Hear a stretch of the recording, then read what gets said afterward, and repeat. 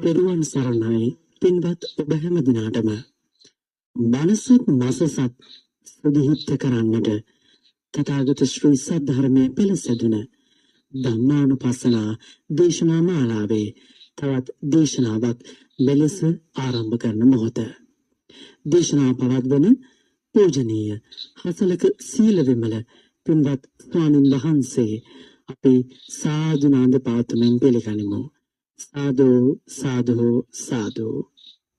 ගෞරවනීය ස්වාමීන් වහන්සේ විසින් සිදු කරන දෙවන ධර්ම දේශනාව ලෙස අද මෙම ධර්ම දේශනාව අංගුත්තර නිකායේ චක්ක නිපාතයේ නිබ්බේධික සූත්‍රය ඇසුරෙන් පවත්වන ධම්මානුපස්සනා ආරම්භක දේශනාවේ දෙවන දේශනාවයි. අද ධම්මානුපස්සනා දේශනාව බෞද්ධ ගුවන්විදුලියෙන් ප්‍රචාරය කිරීම සඳහා දායකත්වයේ දරන්නේ තලවතුගොඩ ශාන්තිපුර පළමු පටුමගේ රොදිකා දිසානායක මහත්මිය සමග ස්වාමි පුරුෂයා වන ධනුෂ්ක මාපා සහ සුනිල් මාපා තිරඤ්ඤා මාපා යන දරු දෙදෙනා විසින් ප්‍රධාන අරමුණ වශයෙන් අභාවා ප්‍රාප්ත විමලා ගුණවර්ධන අබේරත්න කිරියම්මාට සහ ප්‍රියවර්ධන මාපා මාමණ්ඩිය ඇතුළු සංසාරගත සියලුම ඥාති හිත මිත්‍රාදීන් හට මෙම ධර්ම දානමය සහ ධර්ම ශ්‍රවණමය පින් අනුමෝදන් වේවා ප්‍රාර්ථනා කරන්නා වූ බෝධියකින් උතුම් නිවන් සුව අවබෝධය පිණිස හේතු වාසනා වේවා යන අරමුණක් සුජීවත්ව සිටින මාලති අබේරත්න මෞතුමිය උපාලි දිසානායක පියාණන් සහ එරන්දති මාපා නැන්දනියට නිදුක් නිරෝගී සම්පන්නිය මෙන්ම චිරජීවනයේ ප්‍රාර්ථනා කිරීමටත් බලාපොරොත්තු වෙනවා.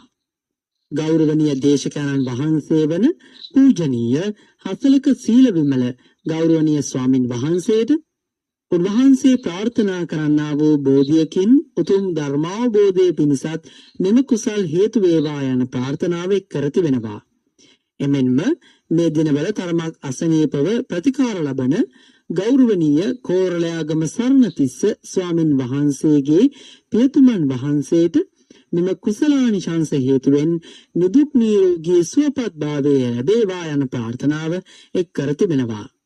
ධර්මානුශාසනාව ශ්‍රවණය කරන සීලම සදහැතියන්ටත් බෞද්ධ මාධ්‍ය ජාලයේ සැමටත් ඉක්මන් භවයකදී උතුම් ධර්මාවබෝධයේ පිණිසම හේතු වේවා යන ප්‍රාර්ථනාව කර තිබෙනවා. මෙම ධර්ම දේශනා මාලාව ඉදිරිපත් කිරීමේ සංකල්පය සහ සංවිධායකත්වය දරනු ලබන්නේ හීමක ඩයස් මහතා සහ රාජී ඩයස් මැතිණිය බවත් අදත් අපි පුණ්‍යානුමෝදනා පූර්වකව සිහිපත් කරනවා. එසේනම් පින්වත් දේශකයන්න් වහන්සේට ගෞරවයෙන් ආරාධනා කරමු දේශනාව පවත්වන්න. අවසරයි අපේ හාමුදුරුවනේ. සාදු සාදු සාදු.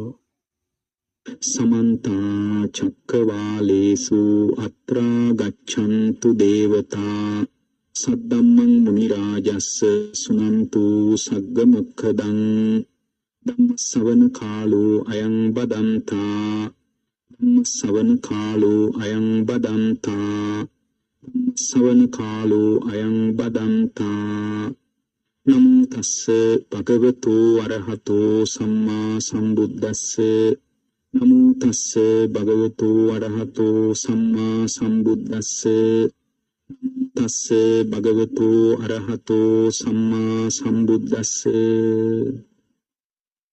පින්වත්නි, නාවින්න රජමහා විහාරස්ථානයේ පූජනීය නායක ස්වාමීන්ද්‍රයන් වහන්සේ ප්‍රදාන මහා සංඝරත්නයන් අවසරයි. අපි ඊවර දේශනාව අවසන් කළ කොටස ඔබට අවදිකමක් දැනුවත්කමක් ඇති. එතෙන් සිට අපි අද මේ උතුම් බුද්ධ දේශනාව ආරම්භ කරනවා. මේ දේශනාව ඔබ හැම දිනාගේම ජීවිතවලට පිළිසරණ වේවා කියන අදිෂ්ඨානින් අපි දේශනාව ආරම්භ කරනවා. පින්වත්නි, දැන් ඔන්න කාමී ගැන ඔබ දන්නවා. මොකක්ද කාමී කියන්නේ? කාමී කියලා කියන්නේ නැතේ කාමයානි චිත්‍රානි ලෝකේ. බාහිර රූපවල කාමී කියලා එකක් නෑ. කාමී කියන්නේ සංකප්ප රාගෝ පුරිසස්ස කාමෝ. මිනිසුන්ගේ හිතේ කැමැත්ත උපදින්නේ. එතකොට ඒකට අපි සාධකයක් තියෙන මොකද්ද? රූපේටම නම් කැමති. ඒ රූපේ දිහා බලන අපි ඔක්කොටම කැමැත්ත උපදින්න ඕන. එහෙම උපදින්නේ නැහැ. දැන් හිතන්න ලස්සන සින්දුවක් තියෙනවා කියලා. ඒ සින්දුවටමයි මම කැමති. ඔන්න ශබ්දයේ පිළිබඳ කාමයක් තියෙනවා.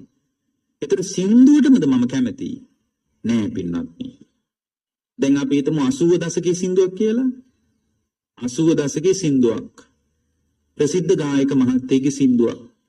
අපි හිතමුකෝ අමරදේව මහත්තයාගේම කියලා. එතකොට එයා බොහොම ලස්සනට සින්දු කිව්වා කියලා මිනිස්සු අතර ප්‍රකටයි. ඒ මහත්තයා කියපු සින්දුවක් අහගෙන ඉන්නකොට අර 80 දශකයේ හිටිය මිනිස්සෙක් ඒක හොඳට විඳිනවා. ඒ සින්දුව හොඳට විඳිනවා. ආසාවෙන් යා විඳිනවා ඒ සින්දුව. එතකොට එහෙම විඳිනකොට ඔන්න එනවා මීයේ පෙරේද කොල්ලෙක්. අවුරුදු 20 විතර තරුණියෙක්. අර මහත්තයා හොඳට පුටුවට තට්ටුවකුත් දාලා ඇස් දෙක පියාගෙන විඳිනවා. අර අවුරුදු 20 විතර තරුණයා එනවා. බලාගෙන ඉන්නවා. එතකොට එයාට හිතෙනවා මේ මොනවද අපේ මේ සින්දු? මේවා සින්දුද? එයාගේ ඔළුවේ වැඩ කරන්නේ අර හරිම උද්වේගකාරී තහඩුවට තට්ටු කරනවා වගේ අමුතු විදිහේ ශබ්ද ටිකක් එයාගේ ඔළුවේ වැඩ කරන්නේ. වේගින් හරි උද්වේගකාරී වේගින් පුද්ගලයාව චලනය කරන ඒවට තමයි යාගේ රුචිය තියෙන්නේ. ඒකට තමයි යා කැමති. එතකොට එයාට හිතෙනවා අර සද්දේ මේක නිකන් යල්පෙන ගිය එක මොනවද මේ වගේ අහන්න තියෙන්නේ වගේ හිතෙනවා. එතකොට දැන් එකම සද්දේ තමයි සෝත ප්‍රසාදේ මත පතිත උනේ. සෝත ප්‍රසාදේ මත පත් වෙන එකම සද්දයක්. එතකොට මේ සද්දේ නිසා එක්කෙනෙකුට කාමයේ උපන්නා. එක්කෙනෙකුට දේශයේ උපන්නා. එකම සද්ද මාත්‍රේ සෝත ප්‍රසාදේ මත පතිත වුණා. ඒක පතිත වෙනකොට එක්කෙනෙකුට රාගය උපන්නා. එක්කෙනෙකුට ද්වේෂය උපන්නා. ඔතනම හිටියා කියමුකෝ ඒ ගායක මහත්තයාට වැඩි කැමති නැති කෙනෙක්. එයාට ওই සද්ද කොච්චර හොඳ වුණත් පටිකයක් උපදින්නේ. ඔතනම හිටියා කියමුකෝ නිකන් මනස අවුල් වෙච්ච තරුණියෙක් මොකක් හරි මනස අවුල් වෙච්ච මිනිස්සෙක් මානසික රෝගී. එයාට කිසි අදහසක් උපදින්නේ නැහැ. එයා නිකන් උපේක්ෂාවකින් ඉන්න. ඒක විද්‍යාසහගත උපේක්ෂාවක් නෙමෙයි හැබැයි අවිද්‍යාසහගත උපේක්ෂාවක්. ඔය සද්දේ මහගෙන හිටියා කියලා හිතන්නකො මේ හොඳට නාම රූප ඉලක්ක කරගෙන භාවනා කරන කෙනෙක්. එයාට කොහොම දැනෙයිද උක? එයාට දැනෙන්නේ ශබ්දයයි රූපයට, කනයි රූපයට. ඒතර මේ ශබ්දයයි කනයි දෙකත් එක්ක විඳීමක්, සංඥාවක්, චේතනාවක්, ස්පර්ශයක්, මානසිකාරයක් කියලා නාම ධර්ම ටිකක් ඇතුලින් පහළ වුණා. කනයි ශබ්දයයි දෙකක් තියෙනවා. ඒක රූපය, වේදනා, සංඥා, චේතනා, පස්ස, මනසිකාර කියලා නාම ධර්ම ටිකකුත් පහළ අන්න එහෙන මට්ටම. ඒක නිට්ටය එකක්ද අනිත්‍ය එකක්ද? නාම රූප ධර්මයන්ගේ පහළ අනිත්‍යයි. අනිත්‍යයි. එතකොට එයාට පේන්නේ මෙතන හුදු නාම රූප ධර්ම ටිකක් ඇතිවි නැතිවි යාමක් ඇටියටයි. එයාට පේන්නේ. ඔතන හිටිය කෙනෙකු පංචස්කන්ධය ලක්ක කරගෙන භාවනා කරන කෙනෙක්. එයාට තේරෙන්නේ කන නිසා රූපස්කන්ධය පහළ වෙනවා. අනාත්ම ලක්ෂණයේ විදිහට කතා කළොත් එහෙම සෝත විඥානේ පහළ වුණොත් තමයි ඇහෙන්නේ. ඔන්න විඥානස්කන්ධයක් පහළ වුණා. ඊට අනුව පින්වත්නි සංඥාවක් පහළ වෙන ශබ්ද සංඥාවක් සංඥා ස්කන්ධයක් පහළ වුණා. ඒකට අනුව ලස්සන නම් සුඛ වේදනාවක්, ලස්සන නැත්නම් දුක් වේදනාවක් පහළ වේදනා ස්කන්ධයක් පහළ වුණා.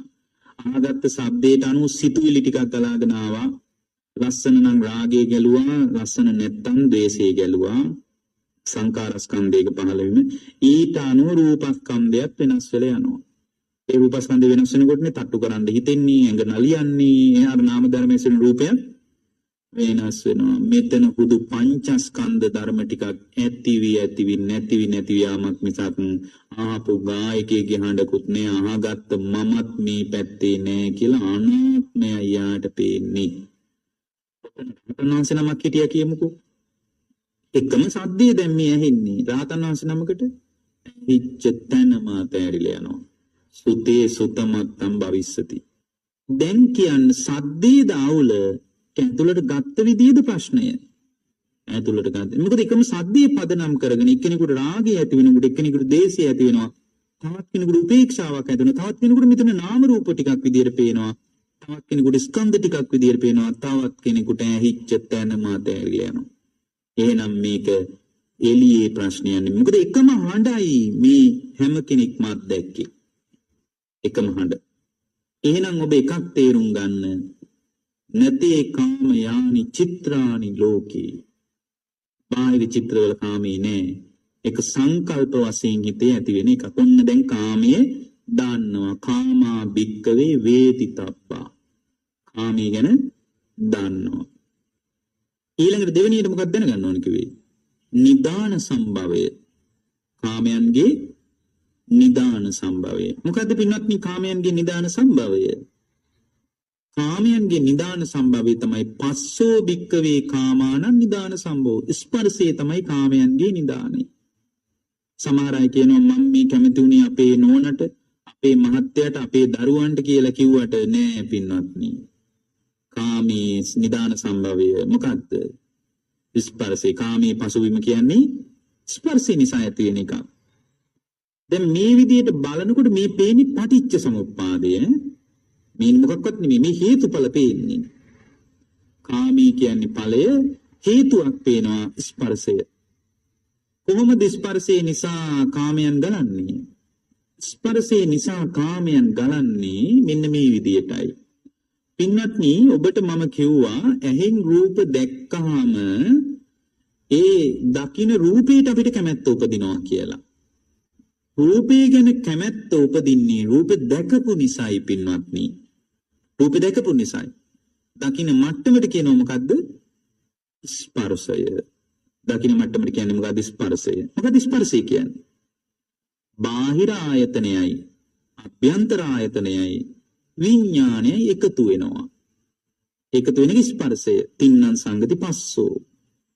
ඒක කියන චක්කුංච පටිච්චාවසෝ රූපේච උප්පජ්ජති චක්කු විඥානං.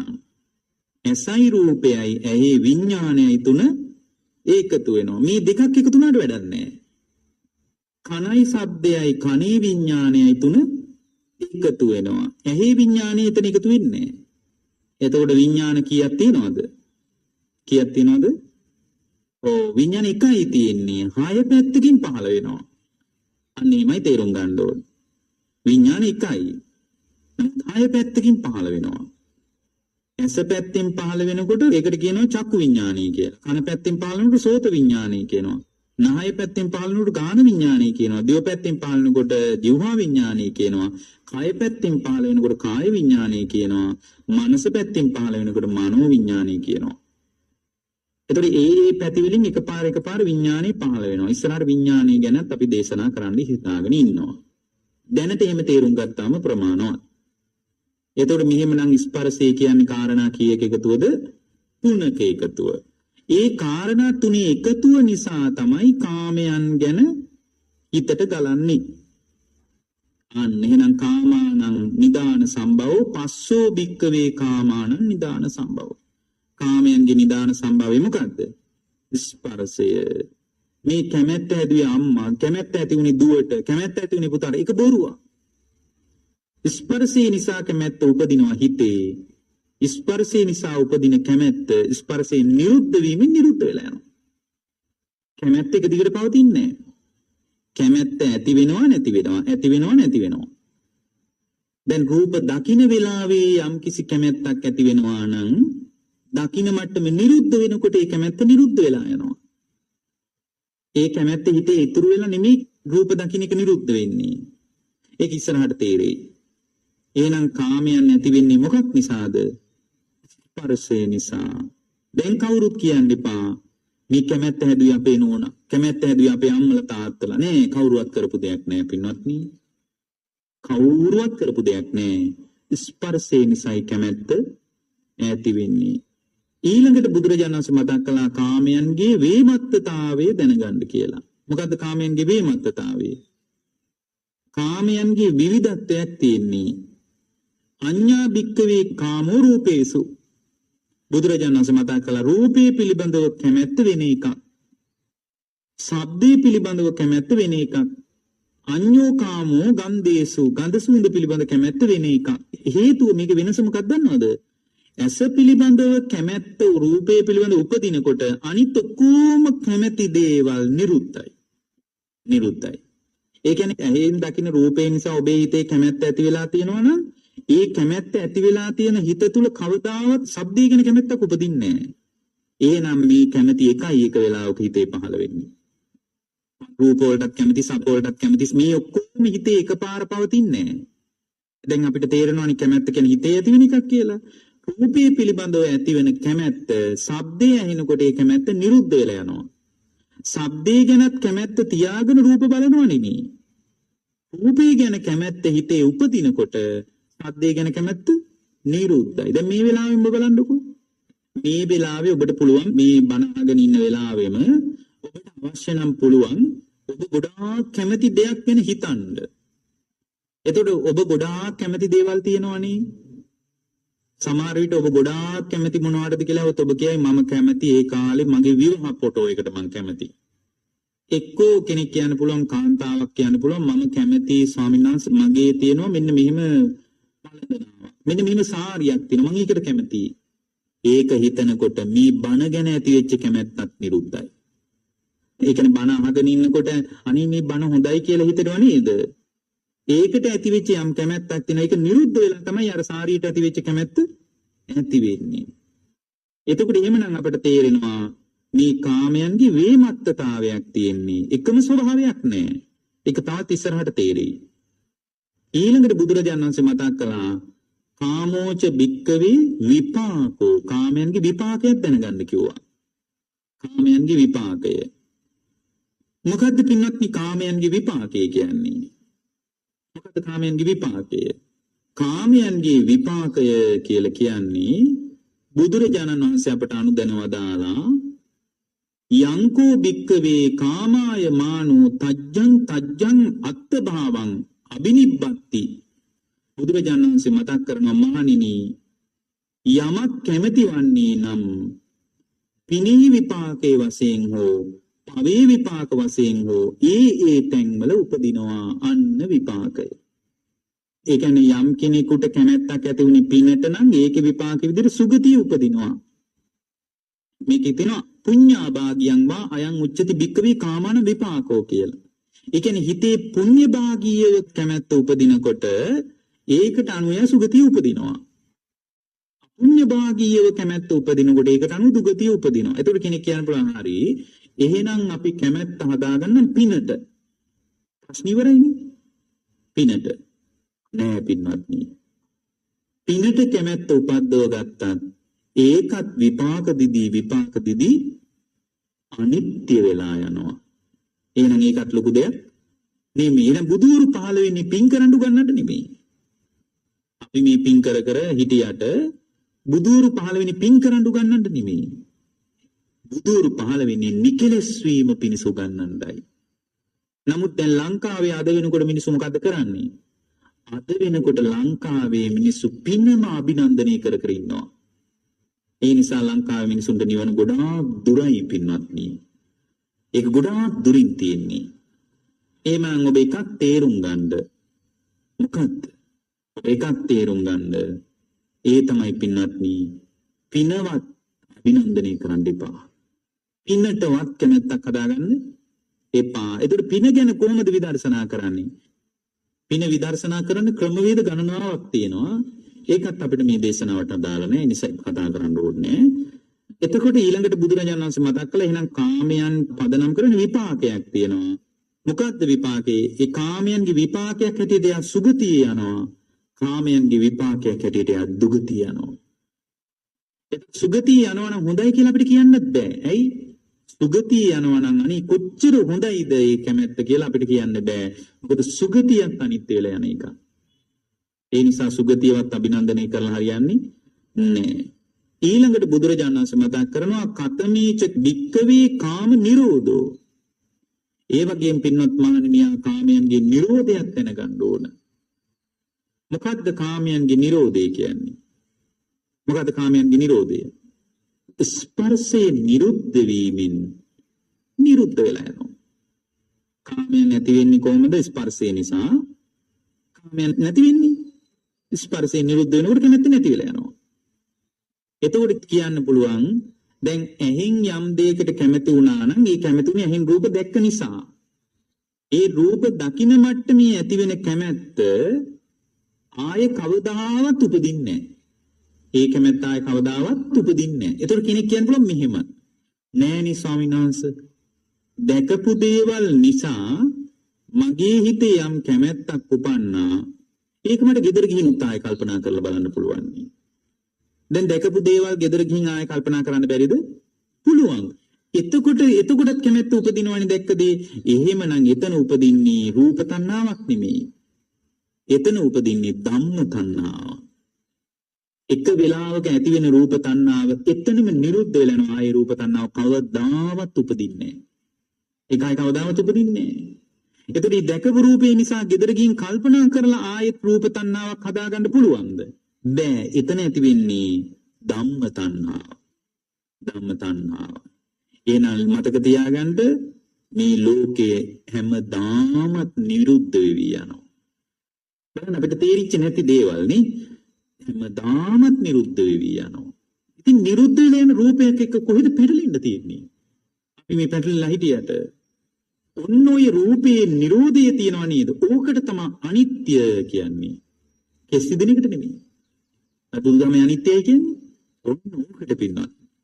ඒ අනිත්‍ය තමන්ගේ හිතට දර්ශනය වුණොත් ඒ අවබෝධයටපත් වෙලා නවතින්නේ. ඒ අනිත්‍ය නිසා තමයි අනාත්මයි කියන්නේ. මගේ වසඟේ නෑ. දැක්ක තැනම නිරුද්ධ වෙලා යනවා. අහපු තැනම නිරුද්ධ වෙලා යනවා. දැනිච්ච තැනම නිරුද්ධ වෙලා යනවා. සිතිච්ච තැනම නිරුද්ධ වෙලා යනවා. මගේ වසඟේ නෑ. අන්න ඕක තමයි අනාත්මය. අනාත්මය.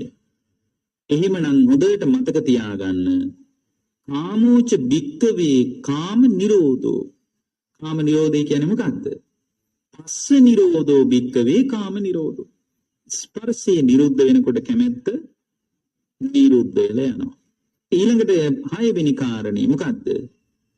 කාමයේ නිරුද්ධ කරන ප්‍රතිපදාවක් දැනගන්න කිව්වා. මොකද්ද ප්‍රතිපදාව? ආර්ය ශ්‍රාංගික මාර්ගය. තේරෙනවද ආර්ය ශ්‍රාංගික මාර්ගයෙන් කොහොමද කාමයේ නිරුද්ධ කරන්න කියලා? මෙන්න මෙහෙමයි නිරුද්ධ කරන්නේ. ආර්ය ශ්‍රාංගික මාර්ගයේ පටන් ගන්නෙ මොකෙන්ද? සම්මා දිට්ඨියෙන්. අවසාන වෙන්නේ මොකෙන්ද? සම්මා සමාධියෙන්. හැබැයි ඔය විදියට ඉගෙන ගත්ත කියලා කවදාවත් සෝවන්නවත් වෙන්න බෑ. සම්මා දිට්ඨියෙන් පටන් අරගෙන සම්මා සමාධියෙන් ඉවර කරලා කොහේ කටපාඩම් කරගත්ත විදිය තියෙනව නේද? කවදාවත් අවබෝධය කරා යන්න බෑ. ඒක මං කියන එකක් නෙමෙයි. ඒකට තියෙනවා මහා චත්තාරීසක කියලා සූත්‍රයක්. ඒක තියෙනවා මහණෙනි මේක රේඛීයව දකින්න එපා චක්‍රීයව දකින්න කියලා. වැදගත්ම දේ සම්මා දිට්ඨිය. හරි දැක්මකට එනවා. දැන් මේ සම්මා දිට්ඨිය දැන් ඉපදිලා තියෙන්නේ. මොකද්ද? කාමයේ සම්බන්ධ සම්මා දිට්ඨිය දැන් ඉපදිලා තියෙන්නේ. මොකද්ද කාමයේ සම්බන්ධ සම්මා දිට්ඨිය? කාමයේ කියන්නේ මෙයයි කියලා දැන් ඔබ දන්නවා. මෙච්චර කල් හිතාගෙන ඉඳ වස්තු කාමයේ ගැන ලොකු අදහසක්. නමුත් දැන් තේරෙනවා කාමයේ කියන්නේ හිතේ උපදින එක. නතේ කාමයානි චිත්‍රානි ලෝකේ බාහිර චිත්‍රවල තියෙන එකක් නෙමෙයි. ඒක හිතේ උපදින එක. ඒකට කාමයේ කියන්නේ අම්මා තාත්තා හදාපු එකක් නෙමෙයි. බිරිඳ ස්වාමියා දරුවෝ හදාපු එකකුත් නෙමෙයි. කාමයේ කියන්නේ පින්වත්නි ස්පර්ශයෙන් හටගත් එක. අන්න දැන් සම්මා දිට්ඨිය තියෙනවා. ස්පර්ශේ නිරුද්ධ වීමෙන් නිරුද්ධ වෙලා යන එක. කැමැත්තේ විවිධත්වයක් තියෙන්නේ. ඒ වගේම තමයි මේ කාමයන්ගේ ස්වභාවයේ බඳු එකක්ද කියලා දැන් ඔබට යම් අදහසක් තියෙනවද නැද්ද? අන්න සම්මා දිට්ඨිය දැන් ඉපදිලයි තියෙන්නේ. අමුතුවෙන් ආයෙ උපදව ගන්න දෙයක් නැහැ. හැබැයි මේ සම්මා දිට්ඨිය උපන්නට වැඩක් නැහැ. මේ සම්මා දිට්ඨිය තුල සම්මා සමාධියෙන් උදව්ව ගන්න ඕන. සම්මා සමාධියෙන් උදව්ව ගන්න ඕන. එහෙමනම් මේ කතාව මේ බණ වලින් අහලා තියෙන්නේ දැන් මොකද්ද? සුතමය ඥානය. බණ අහලා ඔබට ඇති වෙලා තියෙන්නේ මොකද්ද? සුතමය ඥාන. මේක මදි. සුතමය ඥානය මදි. ඒක භාවනාමය ඥානයක් බවට පත් කරගන්න ඕන. තමන්ගෙම හිතෙන් මේ කාමයන් කියන්නේ දුකක්මයි, කාමයන් කියන්නේ හිතේ ඇති වෙන හැඟීමක්මයි, මේ හැඟීම් ඇතිවි නැතිවි යනවා කියන අවබෝධය හදාගන්න හිත පුහුණු කරන්න ඕන. හිත වඩන්න ඕන. කොහොමද හිත වඩන්නේ? හිත වඩන්නේ මෙන්න මේ විදියටයි. එතකොට සමාධිය උපදවා ගැනීම පිණිස හිත වඩන්නේ මොකක් මතද? හිත වඩන්නේ පින්වත්නි සම්මා සතිය මතයි. සම්මා සතිය කියන්නේ සතිපට්ඨානයට. එතකොට සතිපට්ඨානිය වඩනකොට ඒ සතිපට්ඨානිය වඩනකොට සම්මා සමාධිය උපදිනවා. හිත සමාහිත වෙනවා. හිත සමාහිත වෙලා යථා භූත ඥානයක් උපදිනවා. ඒ යථා භූත ඥානය කියන්නේ මේ බණ වලින් අහගත් එක තමන්ගේ හිතටම දැర్శණය වෙන්න පටන් ගන්නවා. ඇත්ත තමයි මෙතන මේ හිතේම ඇතිවන හැඟීම් ටිකක් තියෙන්නේ. මේවත් ඇති වෙලා නැති වෙලා යන හුදු හැඟීම් මාත්‍රා ටිකක් විතරයි කියලා තමන්ටම පේන්න පටන් ගන්නවා පින්වත්නි. එතකොට ඒ තමන්ටම පේන්න පටන් ගන්නකොට එයාට තේරෙනවා මේ ස්පර්ශය නිසා මේක ඇති වෙන්නේ කියලා. දැන් ඔතන තව ප්‍රශ්නයක් තියෙනවා. මොකක්ද නේද? ස්පර්ශය නිසා මේක ඇති වෙනවා කියලා දකින්න මොකද මේ සතිපට්ඨානෙ වඩන්නේ. සම්මා සතිය කියවනේ මේකට හුරු කරන්න ඕනේ. ඇයි සම්මා සතිය වඩන්නේ? දැන් ඔබට මතක ඇති මේ කාමයන් හිතට ගලන්නේ මොකක් නිසාද? ස්පර්ශය නිසා. ස්පර්ශය කියන්නේ මොකද්ද? ඇසයි රූපයයි චක්කු විඥානයයි එකතු වෙන එකට. තව විදිහකින් කිව්වොත් ඇස සම්බන්ධ නාම රූප ධර්මයන්ගේ පහළවීමට. ඒකනේ මේ කියන්නේ. ඇස සම්බන්ධ නාම රූප ධර්මයන්ගේ පහළවීමට. ඇසයි රූපයයි අයිති රූපයට චක්කු විඥානයේ විඥානීය සහිත වේදනා සංඥා සංකාර මේ ටික පහළ වෙන එක නාම ධර්ම. මේ නාම රූප ධර්මයන් පහළ වීම නිසානේ එහෙන් කැමැත්ත ඇති වෙලා තියෙන වෙන මොකක්වත් නෙමෙයිනේ. එතකොට දැන් සතිපට්ඨානේ වඩනකොට මොකද්ද තේරෙන්නේ? සතිපට්ඨානේ වඩනකොට කායානුපස්සනාව වඩනකොට රූපේ තත්ත්වය තේරෙනවා. වේදනානුපස්සනා චිත්තානුපස්සනා ධම්මානුපස්සනා වඩනකොට නාම ධර්ම වල තත්ත්වය තේරෙනවා. අන්න සතිපට්ඨානේ වඩනකොට මේ ස්පර්ශී යථාර්ථය තමයි තේරෙන්නේ. ඒකයි සතිපට්ඨානේ වඩ. ස්පර්ශී මොකද මෙතන බුදුරජාණන් වහන්සේ මතක් කරන්නේ පස්සෝ භික්කවේ කාමානං නිදාන සම්භවෝ කියලා. ස්පර්ශය තමයි කාමයන්ගේ නිදාන සම්භවය. මේක හොඳට තේරුම් ගැනීම පිණිස ඔන්න සතිපට්ඨානේ වඩනකොට ඒ සතිපට්ඨානේ වඩපු තැන සම්මා වායාමයේ වැඩෙන්න පටන් ගන්නවා. මොකද්ද සම්මා වායාමයේ කියන්නේ? නූපන් කුසලයේ උපදිනවා. මොකද්ද මේ නූපන් කුසලයේ කියන්නේ? සෝතාපන්න තත්ත්වය ඉපදිලා නැහැ.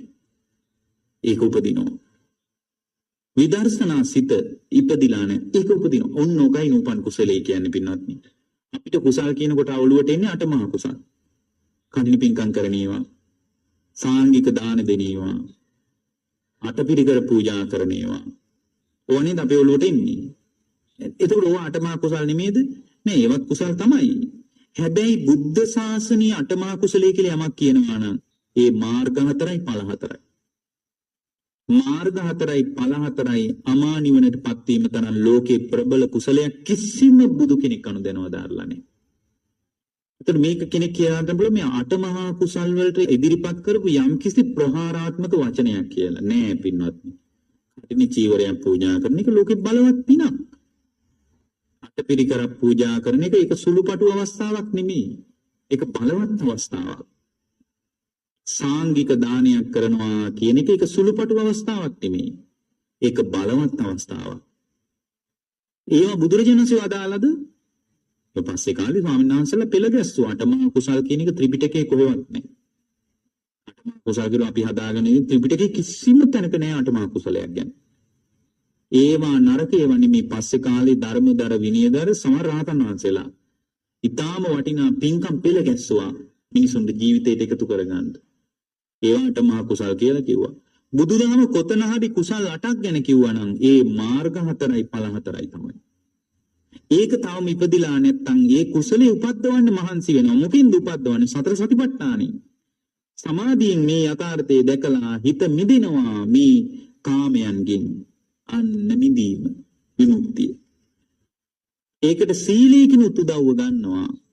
සම්මා වාචා, සම්මා කම්මන්ත, සම්මා ආජීව. ඒ ගොඩාක් වැදගත් ඒවා නෙමෙයි. ඒ දුරින් ඉඳලා උදව් කරන ඒවා. මේකේ වටිනාම අංග ටික තමයි සම්මා දිට්ඨිය, සම්මා සතිය, සම්මා සමාධිය, සම්මා වායාම. ඒකට මූලික සීලේනුත් උදව්ව ගන්නවා. සම්මා වාචා කම්මන්ත ඔච්චර ගොඩාක් ඇත්තටම නිවනට කිට්ටු වෙනකොට සම්මා වාචාව දුර ඉඳලා උදව් කරන්නේ. ඒක මූලික වශයෙන් ධර්මයට බැහැ ගන්න උදව් කරනවා. ඔකට ලස්සන සූත්‍රයක් තියෙනවා. සුන්දරිකා සූත්‍රය කියලා. ඒ සුන්දරිකා ගංගායිනේ එදා බුදුරජාණන් වහන්සේ හිස වසා පොරවාගෙන වැඩ හිටියා. සුන්දරිකා ගංගායිනට වෙලා අපගේ බුදුරජාණන්සේ හිස වසා පොරවගෙන ඉඳලා තියෙනවා. හිස වහගෙන ඉඳලා එදා සමහර විට හිම වැටෙන දවසක් වෙන්න ඇති. වේගයෙන් පින්න තිබ්බ දවසක් වෙන්න ඇති. එදා බුදුරජාණන් වහන්සේ දෙපොට සිවුරෙන් ඔළුව වහගෙන වැඩ ඉඳලා තියෙනවා. එදා බුදුරජාණන් වැඩ ඉන්නකොට සුන්දරික කියන බ්‍රාහ්මණයා ගඟට ආවා ගිනි දෙවියෝ පුදන්න. එයා ගිනි දෙවියෝ පුදන්න ඇවිල්ලා ගිනි දෙවියෝ පුදන්න ලෑස්ති වෙනකොට පාන්දර වෙච්ච දෙයක් මේක. ගිනි දෙවියෝ පුදන්න එයා ඇවිල්ලා වටේට බලලා එයා ගම් යූරේ ගිනි මැලයක් ගහලා ගිතෙල් මිශ්‍ර කිරිබතකුත් අරගෙන ඇවිල්ලා ගිනි දෙවියෝ පුදන්න ලෑස්ති වුණා. ගිනි දෙවියෝ පුදන්න එයා ලෑස්ති වෙනකොට එයා බොහෝම ධනවත් මිනිස්සෙක්. එයා රත්තරන් තැටියක තමයි මේවා අරගෙන ආවේ. වටේට කැරකිලා ගිනි දෙවියෝ පුදලා ඉර පායන්න කිට්ටු වෙනකොට එයාගේ රත්තරන් තැටියේ ගිතෙල් මිශ්‍ර කිරිබත් ටිකක් ඉතුරු වුණා. ඒ කිරිබත් ටික අරගෙන එයා මොකද කළේ? ඇවිදගෙන ඉස්සරහට ගියා. මොකද එයාලගේ පුරුද්දක් තිබ්බා. ගිනි දෙවියෝ පුදලා මොනවා හරි ඉතුරු වුණොත් තවත් බ්‍රාහ්මණයෙකුට ඒ ටික පූජා කරනවා. ඒ පූජා කරලා ඉවර වෙලා තමයි යා ගිනි මැලේට වන්දනා කරලා වතුරට බැහැලා පව් හොදා අරින්නේ. අධික සීතලේ. ඒතකොට අධික සීතලේ එයා ගිනි දෙවියෝ පුදලා ඉවර වෙලා වතුරට පහින්න කලින් එයා එක අතකින් පෑන් කෙන්ඩිය අතට ගත්තා. අනිත් අතට රත්තරන් තැටිය ගත්තා. එක අතකින් රත්තරන් තැටිය ගත්තා. අනිත් අතට පෑන් කෙන්ඩිය ගත්තා. අරගෙන එයා ඇවිදගෙන වැල්ලේ ඉස්සරහට ආවා. එතකොට එයා ඈතින් දැක්කා ගමක් මුල ඉන්නවා මිනිස්සේ. ගඟ දිහා බලාගෙන කවුදෝ මිනිස්සේ ඉන්නව දැක්කා. එයා ගඟ දිහා බලාගෙන එක්තරා මිනිස්සෙක් ඉන්නව දැකලා එහෙනම් මේ බ්‍රාහ්මණෙක් වෙන්න ඇති. මොකද උදේට සමහර විට බමුණු නිකන් පුරුද්දට වගේ ගඟට එනවා ඇති. එහෙම ආපු කෙනෙක් කියලා හිතාගෙන මෙයා මොකද කළේ? හිමීට ගඟ පැත්තෙන් අර ගස පැත්තට පිටත් වෙලා එනකොට බුදුරජාණන් වහන්සේ හිතවසා පොරවාගෙන ඉඳපු වස්ත්‍රය අයින් කරලා ඒ පැත්ත බැලුවා. බලනකොට මෙයා දැනගත්තා මේ ශ්‍රමණීක් ඉන්නේ. මේ බ්‍රාහ්මණෙක් නෙමෙයි. හොඳම දේ තමයි බ්‍රාහ්මණෙක් නොවන නිසා හැරිලා යන එක. මොකද ශ්‍රමණියන්ට මේගොල්ලන්ගේ අවශේෂ භාගය දෙන්නේ නැහැ. හැරිලා මෙයා යන ගමන් බැලුවා හිස මුඩු කරගත්ත බමුණු ඉන්නත් බැරිකමක් නැහැ. හිස මුඩු කරගත්ත බ්‍රාහ්මණෙක් ඉන්න පුළුවන්. ඒ නිසා පොඩ්ඩක් ගිහින් අහලා බලන්න ඕන මොකද්ද වතගොත කියලා. කිට්ටු වෙලා ඇහුවා මේ භවපාදී කුලේ දැනගන්න පුළුවන්ද කියලා ඇහුවා. අන්නයිගේ කුලේ මොකද්ද කියලා මට පොඩ්ඩක් කියන්න පුළුවන්ද කියලා ඇහුවා. එතකොට උන්වහන්සේ වදාලා කුලේ ගැන අහන්න එපා. ඒක අනවශ්‍ය කතාවක්. චරණේ ගැන අහන්න කිව්වා. මම ගොඩාක් වෙලා බලාගෙන හිටියා ඔයා පාන්දරින් ඇවිල්ලා ඔතන ගිනි මැලයක් ගහලා ගින්න වටේට කැරකි ඉන්නවා. මම බලාගෙන හිටියේ කිව්වොච්චර වෙලා. පාන්දර සුන්දරිකා ගඟ ඊටාම සීතල ජලයෙන් ගසාගෙන යද්දී ඒ ගම් යුරට වෙලා ගිනි මැලයක් ගහගෙන වටේට කැරකි ඉන්න මිනිහෙක් දැක්කාම මොන හිතෙන්ද දුන්වහන්සේට. උන්වහන්සේ වදාලා මම ගොඩාක් වෙලා බලාගෙන හිටියා. මේ ගානක් ඔයා ওই ගිනි මැලේ වටේට කැරකිනවා. දැන් ඔයාගේ ලෑස්තිය මොකද්ද කියලා මම දන්නවා. මොකටද ඔයා ලෑස්ති වෙන්නේ? ඔයා ලෑස්ති වෙන්නේ කොහොම ගින්නට වැඳලා මේ ගඟට බැලලා අධික සීතලේ පව් දාරින්නයි. අපි නම් ඔහොම ඒවා කරන්නේ නැහැ. එතකොට ඇහුවා හොඳයි තමුන්නාංශ මොනවද කරන්නේ? ඔබ වහන්සේගේ වැඩපිළිවෙල මොකද්ද කියලා ඇහුවා. එතකොට උන්වහන්සේ වදාරනවා මගේ වැඩපිළිවෙල තමයි අපි නම් ඔය විදියට ගඟට බහින්නේ නැහැ. අපි ඔය විදියට ගිනි මැල ගහන්නෙත් නැහැ. අපි අපේ හදවත ගිනි තියනවා. හෘද සාක්ෂියට ගිනි තියනවා. හෘද සාක්ෂියට ගිනි තිබ්බාම කෙලෙස් පිච්චෙන්න පටන් ගන්නවා. ඒ කෙලෙස් පිච්චි යනකොට තමන්ගේ හිත කෙලෙසුන්ගෙන් නිදහස් වෙනවා. කෙලෙස් අලු වෙලා යනවා. අපේ ගිනි තැබීම ඔන්න ඔහොම එකක්. මගේ මේ ධර්මයත් හරියට බ්‍රාහ්මණය මේ සුන්දරිකා ගඟ වගේ. මගේ ධර්මයත් හරියට මේ සුන්දරිකා ගඟ වගේ.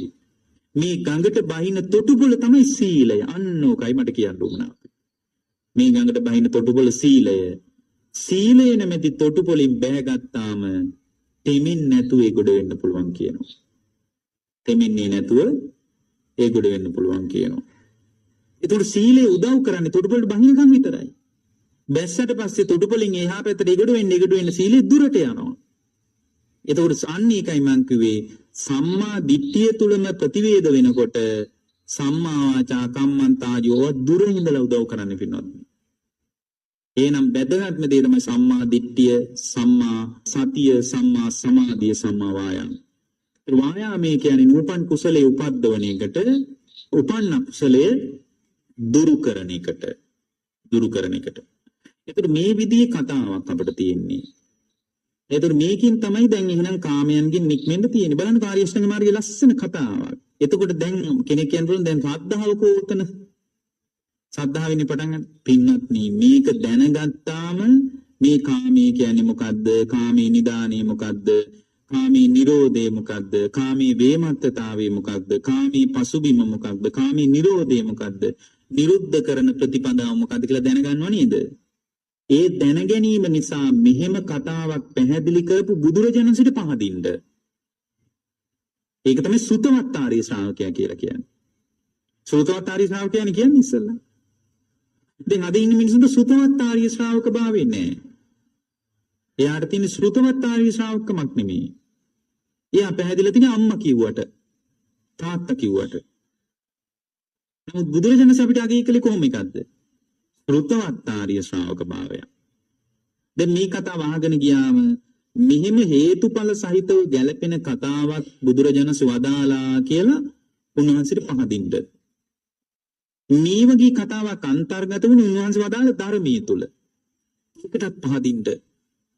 මේ වගේ කතාවක් අනුගමනය කරලා අර සම්මා දිට්ඨියට ඇවිල්ලා සම්මා සතිය දියුණු කරලා සම්මා සමාධිය උපදවාගෙන ඒකට සම්මා වායාමයෙන් උදව් අරගෙන සීලයටත් මූලික වශයෙන් උදව් අරගෙන මේ ලෝකේ කාමයන්ගෙන් නික්මිච්ච මුනිවරු ඉන්නවද නැද්ද? ඉන්නවා. නික්මුණු මුනිවරුන්ටත් පහදින්න. අන්න සංඝයාටත් පහදිනවා. ඒකට කියන්නේ සද්ධානුසාරී භාවයයි. එතකොට සද්ධානුසාරී වෙලා ඊළඟට උපදව ගන්න ඕන මොකද්ද? ධම්මානුසාරී භාවයයි. ධම්මානුසාරී භාවය. මොකද්ද ධම්මානුසාරී භාවය කියලා කියන්නේ? ධම්මානුසාරී භාවය කියන්නේ මේ කියපු කතාව දැන් මට ගලප ගන්න හදනවා. දැන් මේ කියපු කතාව බුදුරජාණන් වහන්සේ වදාළ කතාවනේ. ඒක මට ගලප ගන්න හදනවා. එහෙනම් මගේ හිතේත් කාමී ගැලුවේ මෙහිම නේද? මගේ හිතේ මගේ දරුවට කැමැත්ත ඇති වුණා නම් ඒකත් මගේ හිතේ උපන් දෙයක් නේද? ඒකත් මගේ ස්පර්ශයේ නිසා නේද ඇති වෙලා තියෙන්නේ? ස්පර්ශයේ නිරුද්ධ වීමෙන් නිරුද්ධ වෙලා යනවා නේද? මේ කාමයන්ගේ විපාකයක් හැටියට නේද මං මනුස්ස ලෝකෙට ආවේ, මේ කාම ලෝකෙ උපන්නේ. මං කාමයන්ගේම කැමැත්ත පදනම් කරගෙන ඒක විපාකයක් විදියට නේද හතර පහටත් වැටුනේ. අන්න තමන්ගේ කතාව බලනවා හැරිලා. ඒ තමන්ගේ කතාව හැරිලා බලනකොට ඒකට කියනවා ධම්මානුසාරී භාවය. ඊට පස්සේ සද්ධානුසාරී ධම්මානුසාරී භාවය නිසා එයා සත්පුරුෂ භූමියේ උපදිනවා. ඒ සත්පුරුෂ භූමියේ ඉපදිලා එයා ආර්ය අෂ්ටාංග මාර්ගය දියුණු කළොත් එයා කාමයන්ගෙන් නික්මෙනවා. ඒ කවදාවත් කාම ලෝකෙට එන්නේ නෑ පින්වත්. කවදාවත් එයා කාම ලෝකෙට එන්නේ නෑ. කවදාවත් එයා කාම ලෝකෙට එන්නේ නෑ. ඔන්න ඔය විදියටයි පින්වත්නි කාමී පිළිබඳ 6 තැනක අවබෝධය හදාගෙන අවබෝධය කරා එකතු වෙන්නේ. ඊළඟට මේ නිබ්බේධික සූත්‍රයේ පැහැදිලි කරනවා වේදනාව සම්බන්ධව 6 තැනකදී නුවණ හදාගන්න කියලා. එතකොට මේ කොහොම නුවණ ඕනේ මේ එක කොටාසයකින් පුළුවන් නිවන් දකින්න. කෙනෙක් කියන්න පුළුවන් මේ 6 කොටස් 6ම හොඳට ඉගෙන ගන්න ඕන අපි ඒකල තමයි නිවන් දකින්න වෙන්නේ නෑ පින්වත්නි. මේ එක කොටසයි ඕන. එක කොටසයි ඕන. මොකද සමහර අයගේ කුසලතාවේ වෙනස් නිසා එක්කෙනෙකුට තේරෙන්නේ නැති වෙන්න පුළුවන්. දැන් බලන්න බුදුරජාණන් වහන්සේ මතක් කළා වේදනාව සම්බන්ධවත් ආයතනකදී ඒ ශ්‍රාවකයාට නුවණ තියෙන්න ඕන කියලා. වේදනාව සම්බන්ධ ආයතනකදී නුවණ තියෙන්න ඕන. මොකද්ද? ඔන්න වේදනා භික්කවේ වේදිතබ්බා වේදනාව දැනගන්න ඕන. වේදනා නිදාන සම්භවෝ වේදිතබ්බෝ වේදනාවේ නිදාන සම්භවයක් දැනගන්න ඕන. දෙකයි. වේදනානං වේමත්තතා වේදනාවේ විවිධත්වයක් දැනගන්න ඕන. තුනයි. වේදනානං විපාකෝ වේදිතබ්බෝ වේදනාවේ විපාකයක් දැනගන්න ඕන.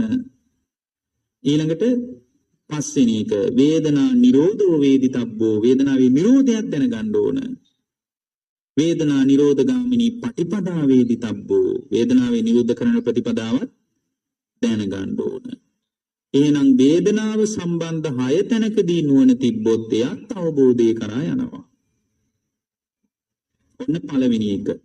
වේදනා භික්කවේ වේදිතබ්බා වේදනාව දැනගන්න. මොනවද වේදනා? වේදනා කීයක් තියෙනවද?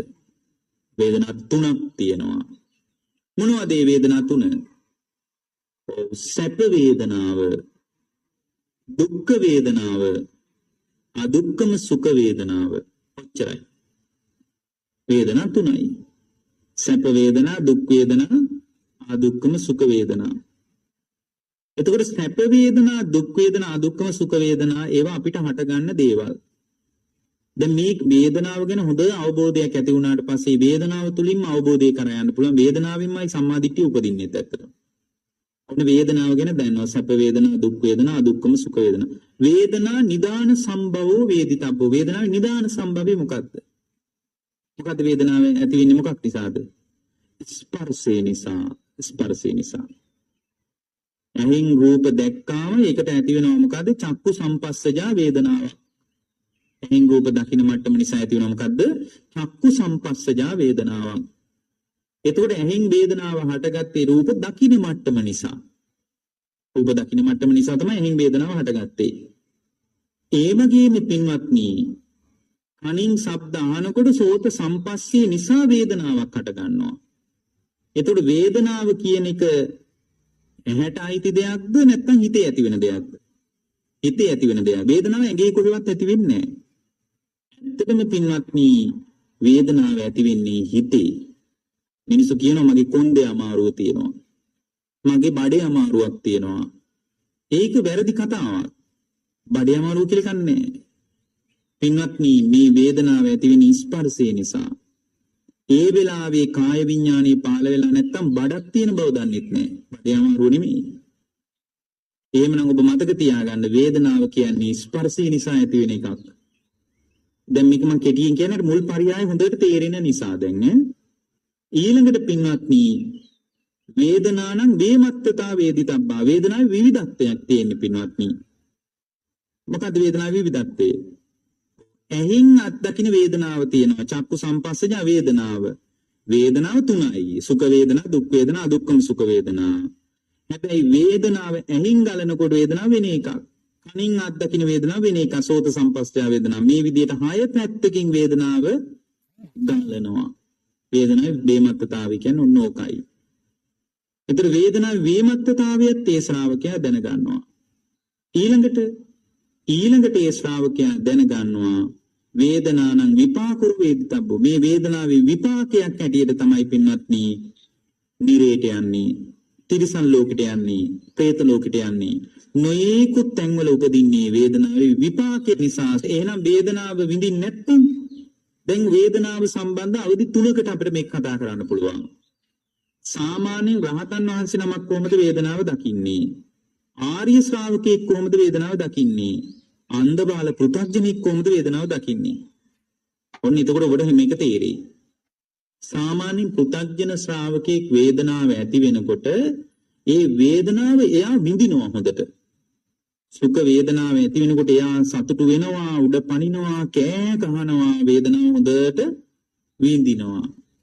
එයාට දුක් වේදනාවක් ඇති වෙනකොට අඬනවා, සෝසුසුම් මෙලනවා, විලාප තියනවා. ඇයි අපිට මෙහෙම වුනේ කියලා කෑ ගහලා අඬනවා.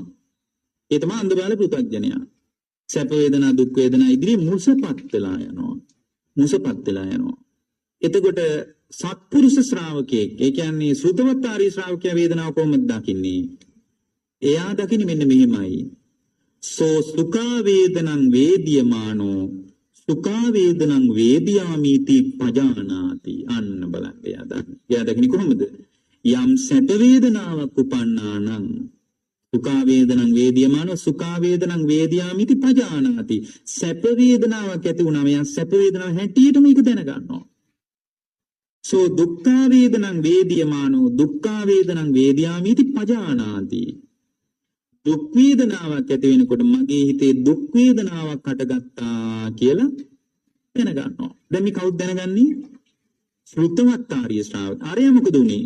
එයාට වේදනාවක් ඇති වුණොත් එයා විඳ වේදනාව. සුඛ වේදනාව හොඳට විඳ, දුක් වේදනාවත් හොඳට විඳ. ඒක නෑඬුයි. දුක් වේදනාව හඬාගෙන සෝසුසුම් ගලාගෙන වැළපීගෙන කෑ ගහගෙන පපුවට අත් දෙකෙන් ගහගෙන ඇයි අපිට මෙහෙම වෙන්නේ කියලා කෑ ගහගෙන යාගේ ජීවිතේ ඉස්සරහට ගියේ. නමුත් දැන් ශ්‍රුතවත් ආර්ය ශ්‍රාවකයා එහෙම නෙමෙයි. එයාටත් සුඛ වේදනා දුක් වේදනා ඇති වෙනවා. ඇති වෙනකොට එයා දැන ගන්නවා මගේ සුඛ වේදනාවක් ඇති වුණ බව, දුක් වේදනාවක් ඇති වුණ බව දැනගන්නවා විතරක් නෙමෙයි. දැනගෙන මොකද්ද වෙන්නේ? පස්සම් පටිච්ච උප්පජ්ජති සෝ සුඛා වේදනං වේදියමානෝ සුඛා වේදනං වේදියාමිති පජානාති. ස්පර්ශේ නිසා සුඛ වේදනාව ඇති වුණා කියලා දැනගන්නවා. ස්පර්ශේ නිරුද්ධ වීමෙන් සුඛ වේදනාව නිරුද්ධ වෙනවා කියලා දැනගන්නවා. දැන් ස්පර්ශේ නිසා වේදනාව හට ගන්න බවත් ස්පර්ශේ නිරුද්ධ වීමෙන් සුඛ වේදනාව නිරුද්ධ වී යන බවත් දන්නවා නම් ස්පර්ශේ නිසා හටගත් සුඛ වේදනාවක් එකයා පැටලෙයිද? පැටලෙන්නේ නැහැ. ස්පර්ශේ නිසා ඇතිවෙච්ච දුක් වේදනාවක් එක පැටලෙයිද? පැටලෙන්නේ නැහැ. ඒ තමයි සත්පුරුෂයාගේ ස්වභාවය. අන්ධබාල පුතග්ජනිය තමයි පැටලෙන්නේ. එතකොට මේ වේදනාව රහතන් වහන්සේ කොහොමද අත්දකින්නේ? කොහොමද රහතන් වහන්සේට වේදනාවක් අත්දකින්නේ? රහතන් වහන්සේ වේදනාවක් අත්දකින්නේ යම් වේදනාවක් ඇති වෙනකොට වේදනාව එතනම අතහැරලා දානවා. වැඩක් නැහැ. අනිත්‍ය දුක්ඛ අනාත්ම වශයෙන් වේදනාව ප්‍රත්‍යක්ෂව දැනගෙනයි තියෙන්නේ. නමුත් සුද්ධවත් ආර්ය ශ්‍රාවකයා තවම ප්‍රත්‍යක්ෂව දැනගෙන නැහැ. යාට එකක් තේරෙනවා මොකද්ද? ස්පර්ශය නිසා හට ගන්නවා. එච්චර. ස්පර්ශය නිරුද්ධ වීමෙන් නිරුද්ධ වී යන එක. ඒක දන්නවා. ඒක දන්න නිසා පැටලෙන ගතිය අඩුයි. අරහත්ත්වයට පත් වෙච්ච කෙනෙක් දන්නවා මොකද්ද? එයා දැකලා තියෙනවා. එයා ආර්ය ශ්‍රාවක මාර්ගයේ දියුණු කරලා ඉවරයිනේ. එතකොට තේරෙනවා ස්පර්ශ නිසා ඇතිවෙච්ච වේදනාව අනිත්‍යයි අනාත්මයි. ඇත්තටම ගොඩාක් දෙනෙකුට තේරෙන්නේ අනිත්‍යයි දුකයි අනාත්මයි කියලා නෙමෙයි. අනිත්‍ය නිසා අනාත්මයි කියලා. ටික දෙනෙකුට මට හම්බෙලා තියෙන ටික දෙනෙක් දුක නිසා අනාත්මයි කියලා තේරෙන අය. ඒක ගොඩාක් අයට ප්‍රකට නැහැ. අනිත්‍ය නම් ඒක මගේ වසඟේ පවත්වන්න බෑ කියලා තමයි Tamanට තේරෙන්නේ. ඔය ඉස්සරහට අපි සප්පානුපස්සන අට්ඨාරස විපස්සනාව ගැන මේ කතා කරද්දී ඒව හොඳට තේරුම් ගන්න පුළුවන්. එතකොට දැන් ඒ නිසා තමයි ලෝකේ පැටලීමක් නැත්තේ රහතන් වහන්සේලාට. අර සාරිපුත්ත හාමුදුරන්ගේ පිට පුරාම මිනිහෙක් පාරක් ගැහුවනේ. එතකොට ඒ සාරිපුත්තයන් වහන්සේ ගණන් ගත්තේ නෑ. සාරිපුත්තයන් වහන්සේට දැනුනේ ස්පර්ශය නිසා හටගත්ත වේදනාවක්. කයයි පාසයි කාය විඥානයේ තුන එකතු වුණා. ඒකනේ ස්පර්ශය. ස්පර්ශ නිසා විඳීමක් හටගත්තා. ස්පර්ශය කියන එක නිත්‍ය එකක්ද අනිත්‍ය එකක්ද? අනිත්‍යයි. කායයි පහසයි කාය විඥානය එකතු වෙලා දවසම තියෙන්නේ නෑනේ. රූප පේනකොට චක්කු සම්පස්සේ පහළ වෙනවා. ශබ්ද ඇහෙනකොට සෝත සම්පස්සේ පහළ වෙනවා. කෑම කනකොට જીවහා සම්පස්සේ පහළ වෙනවා. කෑම සුවඳ දැනෙනකොට ගාන සම්පස්සේ පහළ වෙනවා. ඔය විදියට හැම වෙලාවකම සම්පස්සේ අනිත්‍ය වෙලා යනවා. එහෙනම් ස්පර්ශය අනිත්‍ය වෙලා යනවා නම් ස්පර්ශය නිසා හටගත්ත යම් විඳීමක් තියෙනවනේ ඒක නිට්ටියද අනිත්‍යද? අනිත්‍යයි.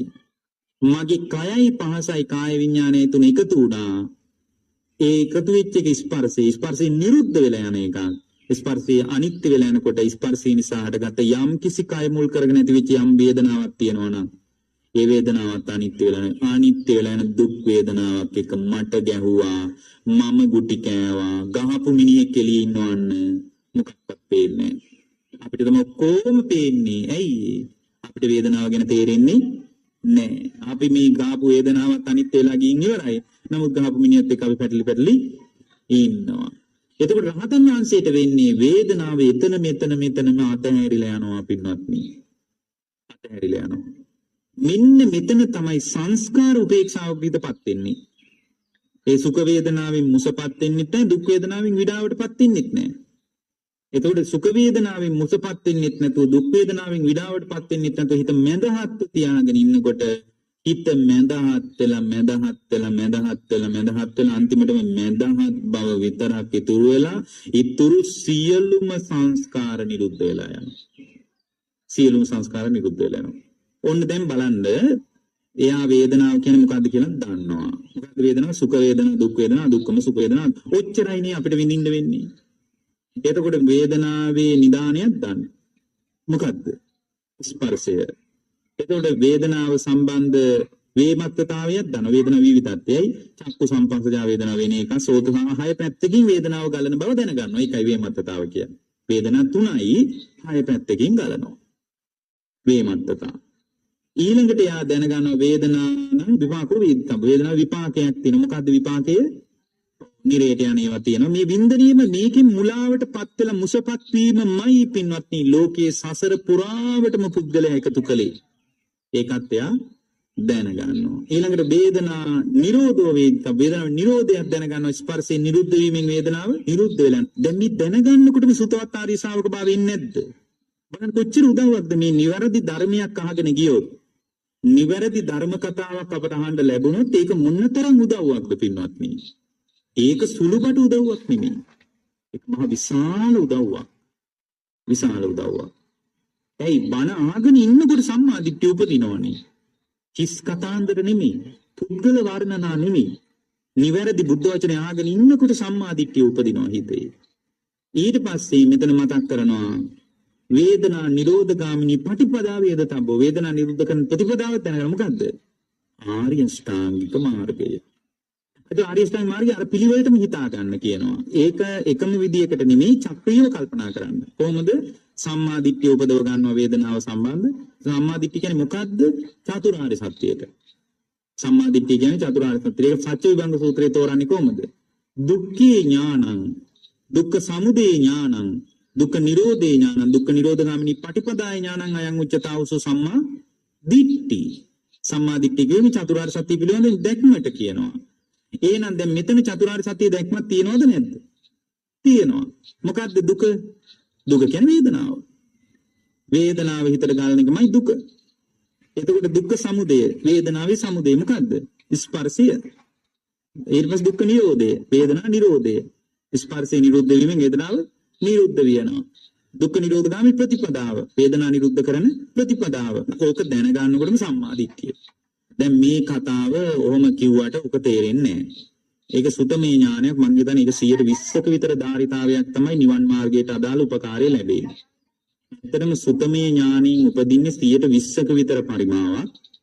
තවත් 115ක් විතර ප්‍රමාණයක් චින්තාමේ ඥානින් උපදිනවා. ඊට පස්සේ 165ක 70ක ප්‍රමාණයක් භාවනාමේ ඥානින් උපදිනවා. ඔන්න නිවනට අදාළ ප්‍රතිශතය පැහැදිලි කළොත්. ඒතර ඕකද නිශ්චිතම ප්‍රතිශතය නෑ. එක එකනට වෙන සාරිපුත්ත හාමුදුරුවෝ වගේ කෙනෙකුට නම් 80ක් විතරම සුතමේ ඥානින් කරගන්න පුළුවන්. ඒකට බලපානේ ප්‍රඥාව. මොකද රහතන් වහන්සේලා 3 දෙනෙක් ඉන්නවනේ. පඤ්ඤා විමුක්ත රහතන් වහන්සේත් ඉන්නවා. සද්ධා විමුක්ත අයත් ඉන්නවා. සමහර අය සමාධියෙන් ස්පර්ශ කරලා තියෙනවා. ඉතින් මේ එක එක ස්වභාව තියෙනවා. අපිට සමහර ස්වාමීන් වහන්සේලා පේනවා ඒ උන්වහන්සේලා සද්ධාවෙන් තමයි ධර්ම ස්පර්ශ කරලා තියෙන්නේ. සමහර අය ප්‍රඥාවෙන්. එතකොට සමාධියෙන් ස්පර්ශ කරන අය තමයි පළවෙනි ධ්‍යානෙ, දෙවෙනි ධ්‍යානෙ, තුන්වෙනි ධ්‍යානෙ, හතරවෙනි ධ්‍යානෙ, අරූපාවචර ධ්‍යානෙ, ඊට පස්සේ නිරෝධ සමාපත්තියට එකතු වෙනවා. ප්‍රඥාවෙන් දිනුන අය ඒගොල්ලෝ හොඳට ධර්මය අහගෙන ඉන්නකොට මේ දේශනාව තුලම තමයි සම්පූර්ණ විද්‍යා විමුක්තිය සාක්ෂාත් වෙන්නේ. සද්ධා විමුක්ත රහතන් වහන්සේගේ ස්වභාවය තමයි උන්වහන්සේ හොඳට ශ්‍රද්ධාව දිනු කරගෙන, සීලය දිනු කරගෙන, සුතමේ ඥානෙ දිනු කරගෙන, හොඳට බුදු ගුණ වඩාගෙන, ශ්‍රද්ධාව දිනු කරලා ඕවා විදර්ශනා කර කර බොහොම ක්‍රමානුකූලව නිවනටපත් වෙනවා. ඒක එකම ක්‍රමෙ නෙමෙයි. අවබෝධයටපත් වීම එකම පාර නෙමෙයි. ඒ රහතන් වහන්සේලා තුන්නමක් පහළ වෙනවා. ඔක්කොම ශ්‍රද්ධා විමුක්ත නෑ. ඔක්කොම දිට්ඨප්පති නෑ. දිට්ඨප්පති රහතන් වහන්සේ කියලා ඉන්නේ. දිට්ඨප්පති රහතන් වහන්සේගේ ප්‍රඥාව හොඳට බලවත්. කොට සකින සමාධි ඉන්ද්‍රිය බලවත්. ඒතර ඒ කෙනාගේ ඉන්ද්‍රිය ධර්ම වලට අනුව තමයි අරහත්ත්වයේ තීරණය වෙන්නේ. ඒතර අපිට තේරෙන්නේ ඔබේ මොකක්ද ඉන්ද්‍රිය බලවත් කියලා. ඒක බුදුරජාණන් වහන්සේට තේරෙනවා ආසයානුසේ ඥාණයෙන්. ඒක තේරෙන්නේ මොන ඥාණයෙන්ද? ආසයානුසේ ඥාණය. ඒක අපිට තේරෙන්නේ ඒක අපිට නෙමෙයි සාරිපුත්ත හාමුදුරුවෝ තේරෙන්නේ නැහැ ඒක. ඒ නිසා ඉතින් අපි කියන කවර කතාවද? එහෙනම් අපිට මේ අදහසින් එකක් තේරුම් ගන්න. හිත වඩන්න නැතුව රහත් වෙන්න බෑ. අවබෝධය කරා යන්න බෑ. මේ දේශනා අදින් ඉවර වෙයි. හැබැයි මේවා කවදාහරි උදව් වෙයි. මෙන්න මෙහෙම පිරිසක් මේ විදිහේ ධර්ම කතාවකට එකතු වුණා කියලා අද අවුරුදු 100කට විතර පස්සේ හරි කාට හරි උදව් වෙයි. ඉස්සරහට ධර්මය ඇහෙන්නේ නැහැ පින්වත්නි. ඉස්සරහට ඇහෙන්නේ හිස් වර්ණනා විතරයි. ධර්මයේ මුවාවෙන් ලෝකේ ඇහෙන්නේ හිස් වර්ණනා විතරයි. මිනිස්සුත් ඒවට තමයි සාදුකාර දෙන්න ලෑස්ති වෙලා ඉන්නේ. මේ ධර්මයේ ඇහෙන්නේ කාලෙකින්. ඒ ධර්මයේ මතුණේකේ මේකට නිකම්ම යට යන්න නම් දෙන්න එපා. මේක ලාභයක් පින්වත්නි. මේක ලාභයක්. මේක ඊටාම දුෂ්කර අවස්ථාවක්. මේ ලැබිච්ච ලාභයෙන් හොඳට ප්‍රයෝජන ගන්න. ඒක ගොඩාක් වටිනා අවස්ථාවක්. මේ අවස්ථාවට නිකම්ම මැරෙන්න නම් දෙන්න එපා. පින්වත්නි අදට දේශනාවට අයිති කාලේ නිමාවන නිසා අපි දේශනාව නිමා කරනවා. අවසන් වූ කොටසේ සිට ඊළඟ සතියේදී නැවත දේශනාව සමග ඔබට සමවදින්න පුළුවන්.